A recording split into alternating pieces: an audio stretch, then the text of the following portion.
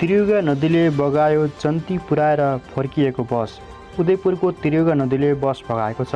14 गड्डी नगरपालिका 5 स्थित बेल्ला गाउँको बीचमा रहेको त्रियुगा नदीले बस बगाएको हो।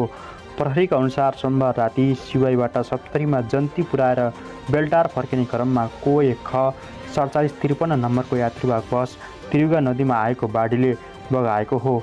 नदीमा डुबेको बसमा चालक र सहचालक मात्रै थिए। उनीहरू सकुशल छन्।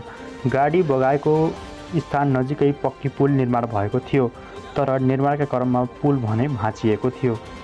14 गड्डी नगरपालिका 5 स्थित सिवाई बेल्ला गाउँको बीचमा रहेको त्रियुगा नदीले बस बगाएको हो। प्रहरीका अनुसार सोमबार राति सिवाईबाट 70मा जन्ती पुर्याएर बेलटार फर्कने क्रममा कोए ख 4753 नम्बरको यात्रीवाहक बस त्रियुगा नदीमा आएको बाढीले बगाएको हो। नदीमा डुबेको बसमा चालक र सहचालक मात्रै थिए। उनीहरू सकुशल छन्। गाडी बगाएको स्थान नजिकै पक्की पुल निर्माण भएको थियो, तर निर्माणका क्रममा पुल भने भाँचिएको थियो।